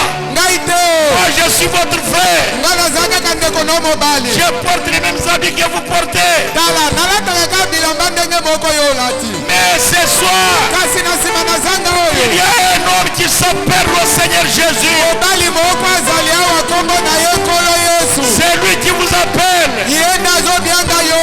Oh, mon frère, ma soeur, o ndeko na nga mosi ndeko mobali. je vous amène le message de la vie éternelle. namebelaki bino sango malamu ya bomoi ya seko. Je ne voudrais pas que vous alliez en enfer. nalingi te bokende na lifelo. Venez à Jésus. yaka epai na Yesu. Venez à lui. yaka epai na ye. C'est lui qui vous appelle. Yesu nde azobyanga yo. Moi, je suis un homme. nga naza moto. Je ne suis pas Dieu. naza nzambe te. Je suis un homme. naza mutu. Je suis un homme comme vous. naza mutu kaka lokola yo. J'étais aussi plus mauvais que vous. nazalaki mabe koleka yo. Mais ce soir, kasi na nsima na zanga j'ai oyo amené Jésus ici. nzambe amemi Yesu awa. J'ai amené Jésus ici. namemi Yesu awa. Il vous appelle. azobyanga yo. Le Seigneur Jésus, ye nkolo Yesu le sauveur du monde. mobikisi ya mokili. Il veut vous sauver. alingi ete abikisa Il yo. veut pardonner vos péchés. Yesu alingi alimbisa masumu na yo. Il vous appelle. ye oyo azobyanga yo. Au nom de Jésus-Christ, nkombo ya Yesu Kristo. levez-vous. teleme sika ozali. Venez donner votre vie à Jésus-Christ. yaka awa opesa bomoi na yo na nkolo Yesu Kristo. Que tous les démons qui vous lient, tika milimo mabe nyonso ekangi osinga au nom de Jésus-Christ, na kombo ya Yesu Kristo puisse vous quitter etika yo et retourner dans les lieux arides. mpe milimo mabe zonga na bisika bikauka. Je vous attends, ma soeur. ndeko mwasi nazozela yo, Je vous attends, mon frère. nazozela yo ndeko mobali. Je voudrais prier avec vous ce soir. nalingi ete na nsima na zango nabondela elongo na yo Avant d'aller à la tombe du pasteur. liboso nakende na kunda ya mobateli. Moi, je vous attends ici. nga nazozela yo awa Priez avec vous. po ete nabondela na yo elongo. C'est Jésus qui vous appelle. yesu ndazobianga yo. Seigneur Jésus, ekolo yesu délivre tes enfants. yo moko kangola bana na yo. Délivre tes enfants. kangola bana na yo nkolo. Délivre tes fils et tes filles. kangola bana na mobali mpe basi. Jésus est ici. yesu azali awa ye. Il vous appelle. ye wana azobianga yo. Jeune homme, elenge mobali. si vous rejetez la voix de Dieu aujourd'hui, soki obwaki mombongo na nzambe lelo, ce jour-là, mokolo wana vous l'entendrez dans le jugement. okoyoka lisusu mombongo yango na kosambisama. Ne soyez pas ozala te comme le riche ozala te lokola mozwi wana qui avait dit, oyo alobaki envoyez Abraham. tinda balayama. Non, non, non, non, non. Tetetetetete. Écoutez la voix de Dieu ce soir. yoka mombongo na nzambe kaka na nsima na zanga oyo. N'attendez pas la croix que vous alliez là-bas. ozela te okoma kuna na lifelo. Jamais. Écoutez la voix de Dieu qui vous appelle ce soir. yoka mombongo na nzambe oyo ezobianga yo na nsima na zanga oyo. Répentez-vous. bongola motema na yo. Venez recevoir la vie éternelle. yaka oyo mabombo ina seko. Courez. kota bangwe. Courez. kota bangwe. Venez à Jésus. yaka epai na yesu. Ce n'est pas moi qui vous appelle. ngai nde nazobianga yo Je te. n'ai pas la vie éternelle dans ma poche. nazalaka na bongo ina seko na libenga na ngata o. Mais la vie éternelle soka nde bongo ina seko. est dans Jésus-Christ. ezwami nde kati na yesu C'est kristo. Jésus qui vous appelle. yesu nde azobianga yo. Seigneur Jésus, okolo yesu. le monde est en train de mourir dans le péché. mokili ezokufa lelo kati na masumu. Alors que Jésus-Christ est présent. soka nde yesu kristo yeyo azali awa. Il est ici aujourd'hui. yeyo azali awa lelo. Oh Seigneur Jésus, kolo yesu il est vivant. aza na bomo. Il est ici. azali awa. Il vous appelle. azobianga yo. Il a besoin de vous, ma soeur. aza na posa na yo ndeko mwasi. Il a besoin de vous, mon frère. aza na posa na yo ndeko mobali. La Bible dit ceci. bibilia elobi boye. Si vous avez honte de moi, soki oyokeli nga soni lelo devant cette génération perverse et adultère, liboso na ekeke oyo esi epengwi mpe ya pite, moi aussi, ngai mpe j'aurai honte de vous nakoyokela mpe yo soni devant mon Père et ses saints anges. liboso na tata na nga mpe na baanjelu na ye basantu. Jeune homme, elenge mobali, jeune femme, elenge mwasi, maman, mama, papa, tournez les doigts au monde. bwakela mokili mokongo lelo. N'ayez pas honte de Jésus. lelo okoyokela yesu soni te o. Ayez honte du péché. yoka nde soni ya masumu. Vous voyez quand quelqu'un s'est déjà livré, omoni soki mutu asi alangwe ne masanga il périnait dans les habits. akoki oya ata na mabilamba boye asumi na Mais ye. parmi les hommes, ata bato baza boye asumi na ye. il n'a pas honte. akoyoka soni te. Les gens, kasi pour commettre le péché, mpo na kosala ils masumu n'ont pas honte. bayokaka soni te. Mais pour aller vers Jésus, kasi bato mpo ete mutu akende mpa na yesu pour avoir la vie éternelle, mpo na kozwa bomoi na seko, les gens ont honte. bato bazoyoka soni. Ce soir, na nsima na zanga oyo j'ai amené quelqu'un. namemelaki bino mutu moko. Il y a quelqu'un debout ici à côté de moi. eza na mobali moko atelemi awa pembeni na nga. Son nom, kombo na mobali c'est yango le Seigneur Jésus kolo yesu kristo, qui était mort à la croix ye oyo akufaka na ekulusu à cause de moi et de vous mpo na ntina na ngai mpe mpo na ntina na yo, pour effacer nos péchés, mpo na koshimisa masumu na pour biso, pardonner nos péchés. mpo na kolimbisa bongisa masumu na biso. Et le Seigneur Jésus, Ekolo le Yesu. sauveur du monde, Mobikisi ya mokili. c'est lui qui m'a envoyé ici. Yeda atindaki ngai yao. Dernière peine. Kobianga ya suka. Jésus a dit, Tala Yesu alobaki. je suis le chemin, Ngai naza nzela. la vérité Naza solo. et la vie. Mpe naza bomoi. Nul ne vient au Père Mutu moko te akoki koya epai na tata. que par moi. Obela aleka na nzela na nga. Maintenant j'appelle Sikoyo nazobianga. les gens qui veulent aller au ciel. Nazobianga sikoyo bato oyo balingi bakende na bango na lolo. Mais le diable Kasi Satani est en train de vous dire, n'y va pas. azoloba na yo usiende, usiende. Le diable, Satani il connaît, il était là-bas.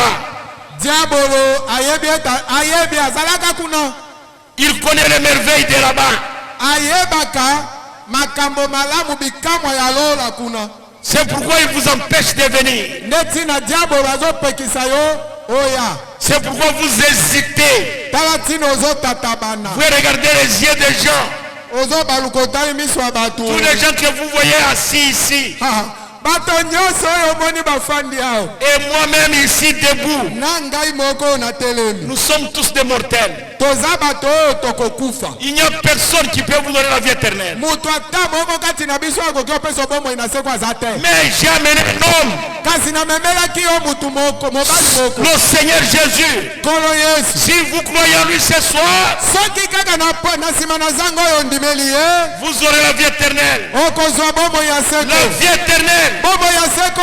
va commencer à couler en vous comme des fleuves d'eau vive. Ekobanda kopunjapunja kati na yo lokola ebale etima na bomoi. J'appelle maintenant Nazobianga sasa ipi. les enfants de Dieu Bana na Nzambe. qui est en train d'hésiter, Baye bazalaki na inoko tatabana. qui avaient honte Baye bayokaki soni. et que le diable empêchait de venir. Baye satana bandaki diabolo bandaki opekisa bango baya. Au nom de Jésus-Christ, Na kombo ya nkolo Yesu Kristo. là où vous êtes assis, Esiko fandi.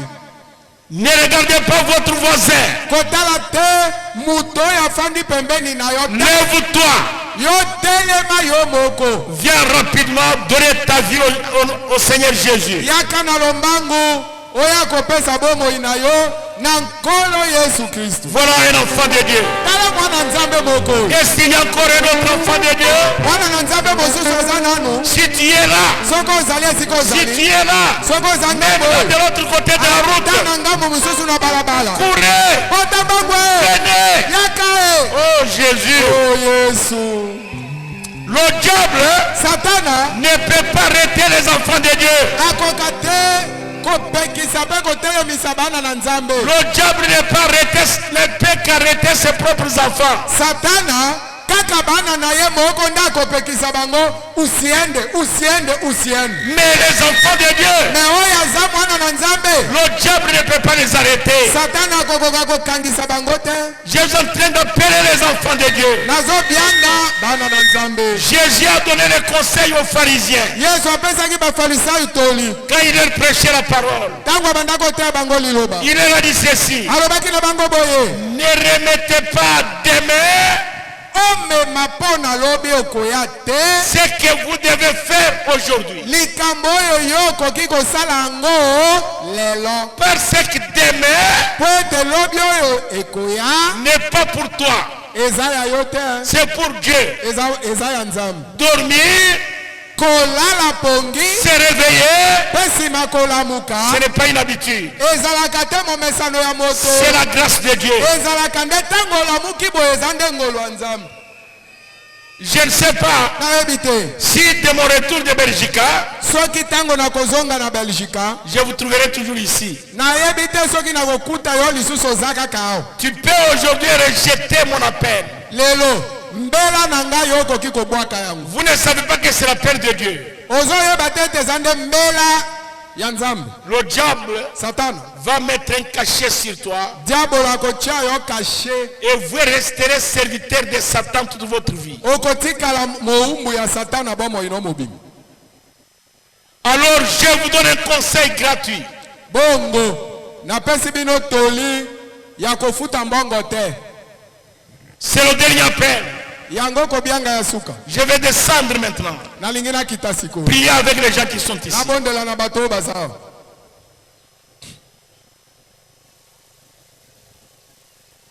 Avant de venir ici, liboso na ye awa j'ai vu en vision namonaki na emono moko que j'ai prêché la parole.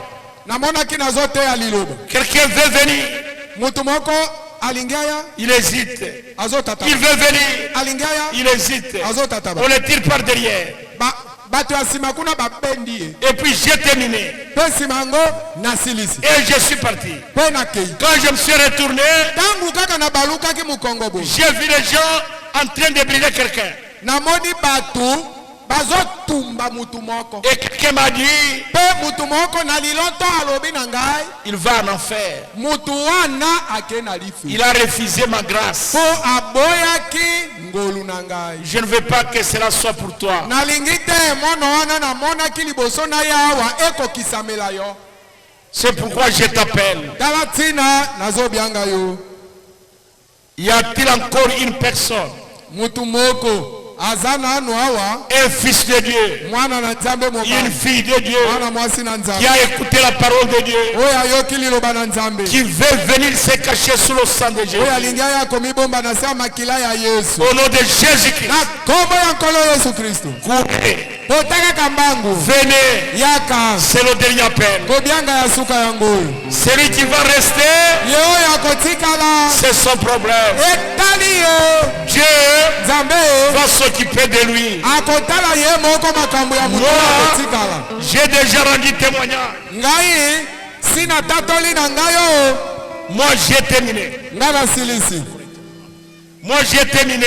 ngai nasilisi oyo J'ai déjà rendu témoignage. sina tatoli ye Alors, il ne reste que vous. sikoyo etikali kaka yo Qu'en est-il de vous, mon frère? likambo eza boni mpo na yo ndeko mobali Qu'en est-il de vous, ma soeur? likambo eza boni mpo na yo ndeko mwasi Nous allons maintenant chanter sikoyo tolingi toyemba un cantique de méditation et puis je vais prier. tokoyemba sikoyo nzembo moko ya mabondeli nde nsima ngai nayemba nabondela na ngai Si vous ne venez pas, soki mpe oye na yo te ce n'est pas mon problème. eza lisusu likambo na ngai Parce te que Jésus a dit, mpo yesu alobaki tout ce que mon Père me donnera bato nyonso oyo tata na ngai akopesa ngai na bango viendront à moi. bango banso bakoyeba na ngai Et je ne perdrai aucun d'eux. mpe nakobungisa ta moko na bango te Je leur donnerai la vie éternelle. nakopesa bango bomoi na seko La soirée d'aujourd'hui, nsima na zanga ya lelo c'est une soirée pour la vie éternelle. ezali nsima na zanga mpo na bomoi na seko Alléluia. alleluya C'est la soirée de la vie éternelle. eza nsima na zanga ya bomoi na seko Je sais que Dieu te connaît. ngai nayebi nzambe ayebi yo Je ne t'ai jamais vu dans ma vie. na bomoi na ngai nanu namona yo te Peut-être toi tu ne m'as jamais vu. ta mosusu yo mpe nanu omona nga te Mais moi Dieu m'a envoyé kasi nga nzambe atindaki ngai afin que toi mon frère, natina ete yo ndeko na nga toi mobali ma soeur, yo ndeko na nga vous mwasi m'avez accueilli avec joie. tala boyambaki nga na esengi Mais recevez aussi le Seigneur Jésus avec joie. boyamba mpe nkolo yesu na esengi Recevez-le avec empressement. boyamba ye na motema dukuduku Alors il vous donnera la vie éternelle. wana nkolo yesu akopesa bino bomoi na seko Donnez la musique, une musique douce. Pendant qu'on chante, ntango bazoyemba si vous sentez que votre cœur chauffe, soki oyoki motema na yo ezopela kaka moto c'est le Saint-Esprit soki oyoki bongo yeba molimo mosantu yewa qui vous appelle. nde azobianga yo Levez-vous, oyoki bongo telema sortez de là où vous êtes bima esika okozala et venez. mpe yaka wazi Venez recevoir la vie éternelle. yakoyamba bomoi na seko Je vais descendre pour prier nalingi nakita mpo na kobondela pendant qu'on prie. wana bazoyemba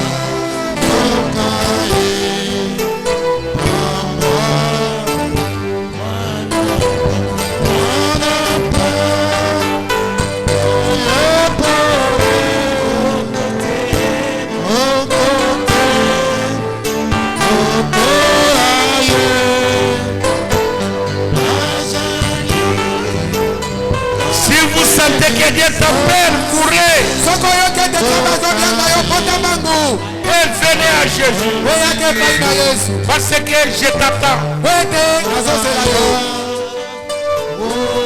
Je suis en train de sentir que toi tu es là, jeune homme. Nazoyoka ete yo. Elenge mobali oza nanu wana. Tu es là, jeune femme. Elenge mwasi ozali wana. C'est Dieu qui t'appelle. Nzambe nazobianga yo. Moi je n'ai rien à te donner. Kana zana ngane eloko akopesa yo te. Mais le Seigneur Jésus Kasi nkolo Yesu. a la vie éternelle pour toi. Aza na bomoi na seko mpo na yo. Oh, voilà une jeune femme qui vient. Tala elenge mwana mwasi moko aye. Applaudissez le Seigneur Jésus. Obetela nkolo Yesu maboko. Voilà encore un jeune homme qui vient là-bas. Tala elenge mobali moko aye kuna. Alléluia. Alléluia. Je suis heureux pour toi. Natoni na esengo na nsima na zango. Je vois encore des jeunes femmes qui viennent là-bas. Namoni susu bilenge bana basi. Aujourd'hui, Lelo c'est le Saint-Esprit. eza nde bolimo bosantu yebo. Ce n'est pas moi. Ezanga te. Seigneur Jésus, Oh, nkolo Yesu. libère tes enfants. Yo mokangola bana na yo. Libère tes enfants. Bango ya bango. Le libérateur, Mokangoli. il est plus fort que le péché. Azali na makasi mingi koleka lisumu. Le diable Satana ne peut pas retenir les enfants de Dieu.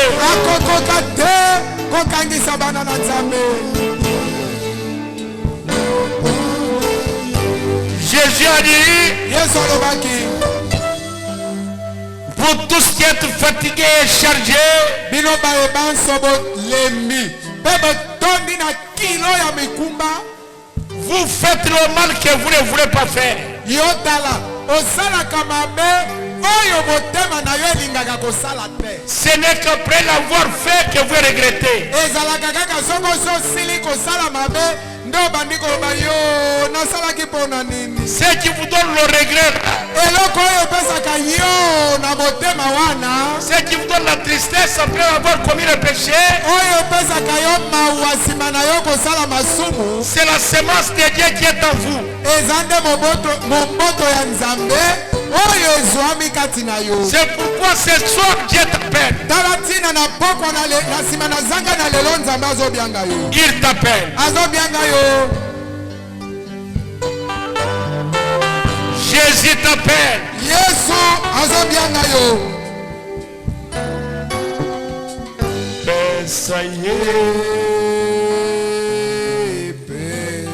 Nous chantons le dernier cantique. tozoyemba nzembo ya suka. Voilà encore une femme qui vient. tala mwasi mosusu yewa na ye.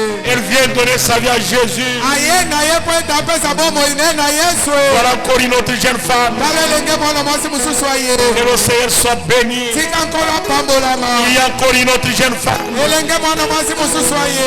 Alléluia.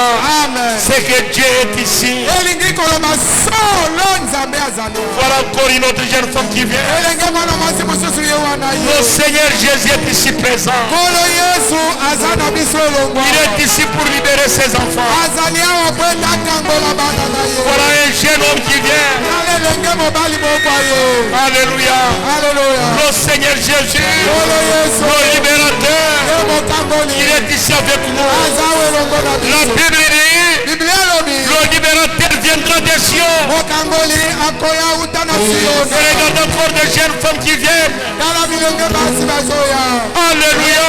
Alleluya. Applaudissez encore une fois le Seigneur Jésus. obetela nkolo Yesu lisusu maboko. Seigneur Jésus. nkolo Yesu.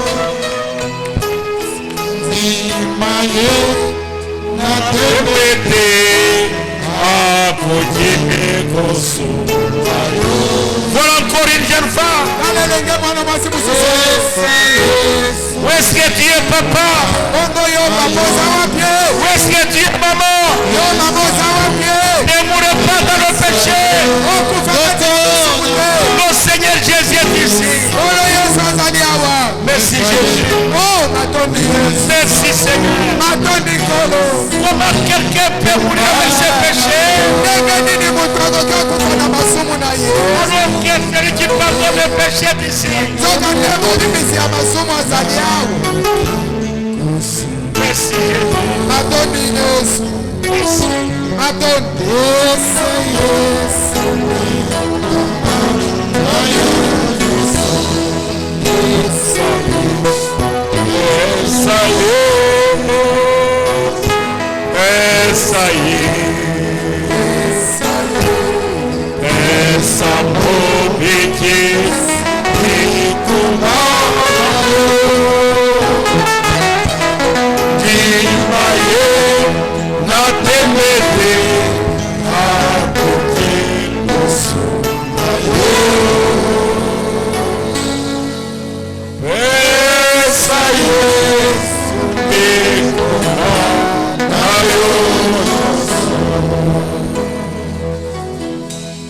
Maintenant vous les hommes, tenez-vous dans la main. Siko bino mibali bosimba na maboko. Et vous les femmes. Mibali nyonso bosimba na maboko. Et vous les femmes aussi, tenez-vous dans la main. Bino basi bosimba na pe maboko. Je vais prier pour vous. Siko nalingi na bonde la bona bino. Oh Jésus. Oh Yesu. Voilà encore un jeune homme qui s'agit. Nalelenge mobali moko abakisami. Bosimba na maboko. Tenez-vous dans la main. Bosimba na maboko.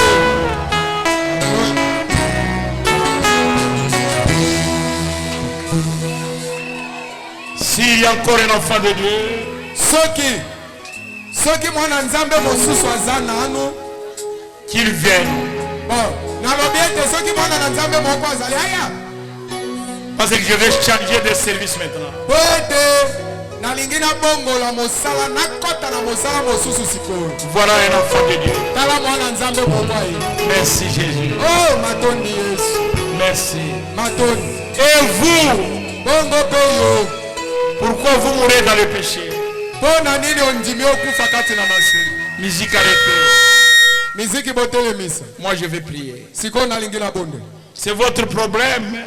Ekomi likambo na yo. Si vous restez en dehors de ma prière, Soko tikali libanda ya libondeli nanga. ce qui vous arrivera après moi, Likambo liye likokomela yo sima ya kokende nanga. ce n'est pas mon problème. Etali lisusu ngai te o. Parce que moi j'ai insisté Po ngai na beti setembala na mbala. selon la commission que j'ai eue de la part de Dieu. Kokokana na etinda oyo nazwaki uta na nzambe te nasala bongo. Parce que le Seigneur Jésus a dit, Po nkolo Yesu alobaki.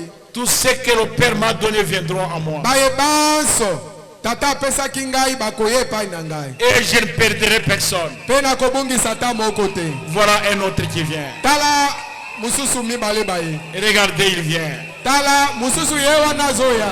Jésus, Yesu il ne peut perdre personne. akoka te abungisa mutu. Ce n'est pas l'homme qui refuse Dieu, Oyeba ete ezalaka mutu te ndaboyaka nzambe. c'est Dieu qui refuse les hommes.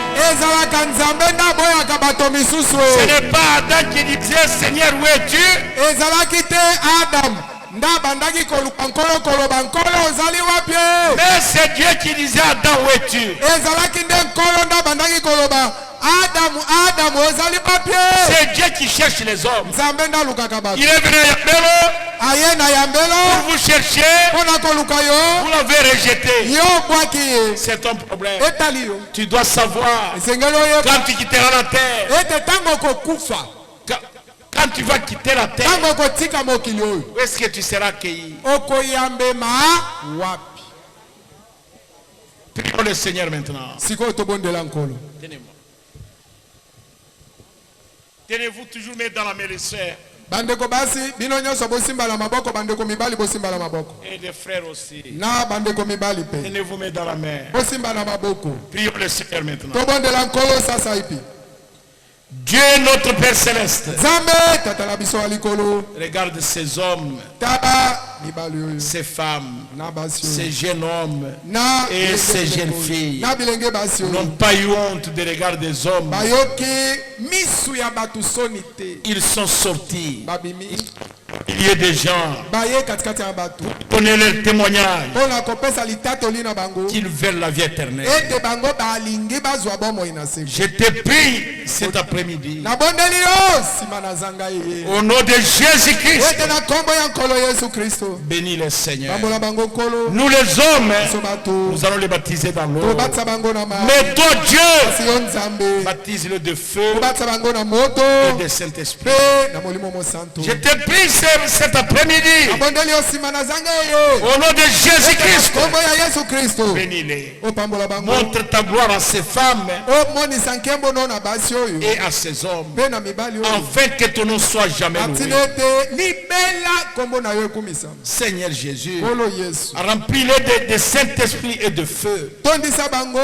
na molimo mosantu mpe na moto Circoncis leur être tout entier. kata ngenga bomoto na bango mobili Ouvre les portes du ciel pour eux jipola bikuke na lola mpo na bango et baptise-les de bénédiction. yo batisa bango na mbula ya mapamboli ebele. Seigneur miséricordieux, tata na mawa nabondeli yo nsima na zanga oyo éloigne tous les mal loin de leurs portes tambwisa mabe nyonso mosika na bikuke na bango pour ta gloire. mpo na nkembo na yo Au nom de Jésus-Christ. na nkombo ya yesu kristo Amen. amen. Amen. Amen. Applaudissez le Seigneur Jésus. bobetela nkolo yesu maboko. Alléluia. Serviteur, quittez ici. Allez là. Mes soeurs, montez ici. bino bandeko Mes basi frères, montez ici. bandeko babali bomata mbolo bandeko basi bomata ngamboko Montez ici. Vous allez prendre une photo avec moi. bomata bokokamata na nga foto. Montez, montez, montez.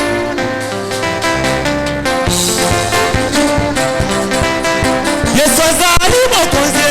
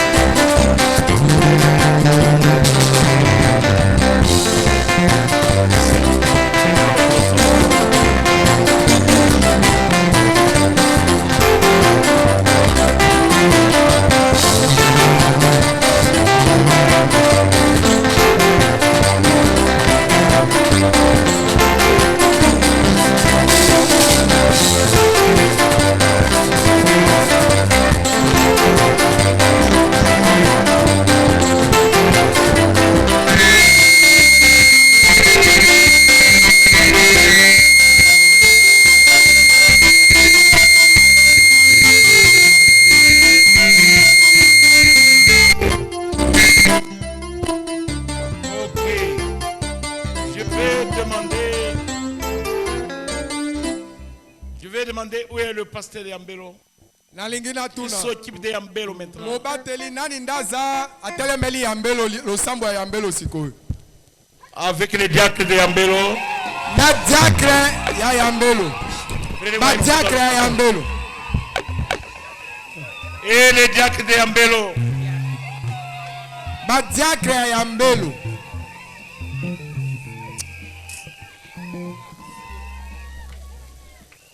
Ok, tirez la photo. bokanga ngai na bango foto. Merci. Pasteur, avec les diacres, mobateli yo na badiacre na yo occupez-vous de mes frères et de mes soeurs. botala makambo ya bandeko na nga babali mpe bandeko na nga basi. Pasteur, pas comme ça, attendez. Occupez-vous d'eux, botala makambo na bango donnez-leur un seul endroit pour s'asseoir. bopesa nanu bango esika kaka bango nyonso bafanda esika moko Avant que nous puissions terminer la cérémonie. liboso tosilisa milulu nyonso Qu'on leur donne une place. bapesa nanu bango esika moko bafanda Des bango frères, des soeurs, des serviteurs de Dieu, donnez-leur des chaises. bandeko basi bandeko mibali na basali na nzambe botika bakiti bopesa bango esika ya kofanda. Non, non, non, non. Je vais demander ceci. Des frères et des sœurs ici. Donnez-leur une place de ce côté. nalingi Ils naloba sont boye tous ensemble. bandeko basi na bandeko mibali bozwa Tiens, bango bopesa donnez-moi ma bango vie, esika moko bafanda bango nyonso esika moko awa. Etienne Oketu. Etienne azomata itulu. Pasteur et les diacres de Yambelo, occupez-vous de mes frères. Pasteur ya Yambelo na ba diacre ya Yambelo, botala makambo ya bandeko.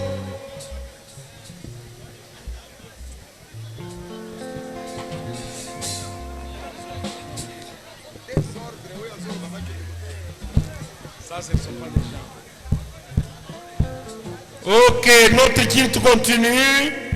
Notre culte continue. Cessez le bruit. Basali na Nzambe, makelele ezala te, losambo ezokoba. Encadrez bien ces gens, Dieu vous demandera leur sang. Donnez-leur de la place. Nalobi malamu, bobatela bato oyo malamu. Nzambe akotuna bino makila na bango, bopesa bango esika ya kofanda malamu. Laissez cette place-là. Bino basali botika esika oyo bato bafanda na bakiti. Qu'est-ce qui se passe? Ils sont restés longtemps sous la chaleur. Laissez la place.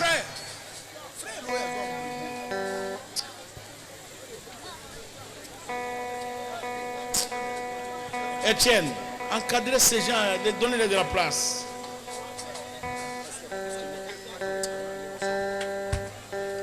Ils veulent voir ce que nous allons faire.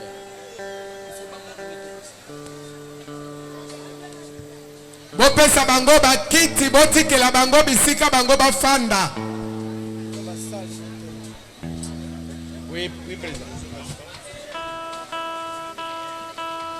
C'est pourquoi bakende te bazala.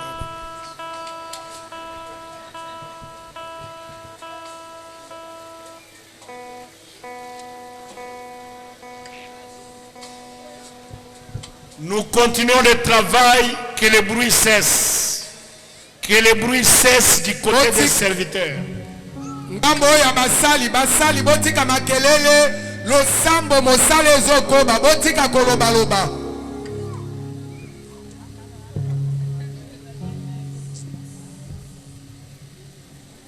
La deuxième partie de notre travail, botala eteni ya mibale ya musala na biso. je vais prier pour les malades. Nakobondela pona babeli. Je sais ce que le sang, je sais ce que le sang pour moi. Lorsque j'étais perdu à la croix, je sais ce que le sang.